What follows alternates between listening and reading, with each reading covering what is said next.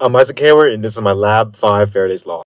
The purpose of this lab was to collect data of a magnet moving through a tube of aluminum foil, to also model our findings computationally through GlowScript, and to also apply Faraday's Law. Here are brief results from my lab. The average time I found for the magnet to fall through was 1.24 seconds, while our GlowScript model calculated a time of 1.306 seconds. The fundamental models and principles we're using is Faraday's Law, Lenz's Law, the Biot-Savart Law, Newton's second and third laws, and Ohm's law. The assumptions that we made for this lab were that we assumed that our bar magnet is a magnetic dipole, air resistance felt by the magnet while it's falling will be negligible, and that gravity and a magnetic force are the only forces acting on our system. In this experiment, we dropped a bar magnet through a vertical tube of aluminum foil and recorded the average time the magnet took to fall through the tube after multiple trials. The system in this experiment will be the bar magnet and a roll of foil, while the surroundings is everything else. The experiment data is, we found an average time for the magnet to fall to be 1.24 seconds, the mass of the magnet to be 0.025 kilograms, our dipole moment calculated from lab 3, the length of the tube to be 0.28 meters, the width to be 0.006 meters, while the inner radius is 0.025 meters, while the outer radius is 0.031 meters. Our checkpoint questions. Why can't we use a ferrous tube, for example, a steel pipe? A ferrous tube, which contains high concentrations of iron, which is highly magnetic, would disrupt the bar magnet during its fall through the tube, which would possibly disrupt our data or even stop the bar magnet. And what happens to the magnet, and how does this compare to a magnet falling in free space without a tube? An induced current creates an upward force on the falling bar magnet, causing the magnet to slowly fall due to the aluminum foil tube. Compared to a magnet falling in free space, the magnet falls much slower in this experiment. Here's a rundown of our GlowScript code. Over here, we have our physical constants. Over here, we are initializing our graph. And over here, we are just adding our data that we measured. In this lines of code, we are creating a tube of aluminum foil in our model, shown as a series of rings.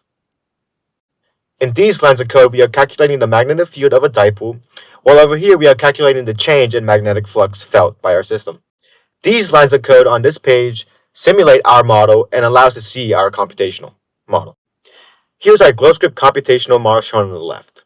From the graph on the right, you can see that it calculated the time that our magnet took to fall to be 1.306 seconds. Let's interpret our simulation. Red and blue indicate current flowing in opposite directions. Which color corresponds to clockwise current, as viewed from above, and which one is counterclockwise? We can note that red is counterclockwise from the top, while blue is clockwise, using Lenz's law.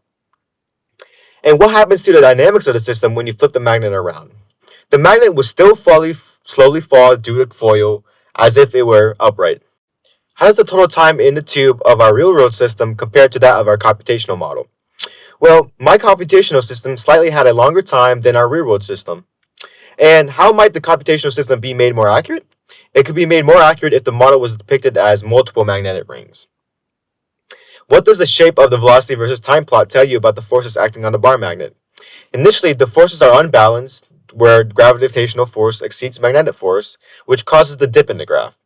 Then the forces become equal to each other as the graph flattens out. And at the end of our graph, the forces become unbalanced again, showing the dip. Possible sources of error in this lab may stem from human error when timing the magnetic falling, or inaccuracies in drop height of the magnet. And also, computational errors may arise from calculating certain values. Now, what if the resistivity of the conductor were reduced as close as possible to zero? How would the dynamics of the falling magnet change? Well, the induced current felt on the tube will be greater, increasing the magnetic force applied on the bar magnet. This increased force will cause the bar magnet to fall much slower, or may even cause the bar magnet to get attracted to the tube and stuck. Now, what if holes or slots were cut into the tube? How would this affect the ring currents in our model?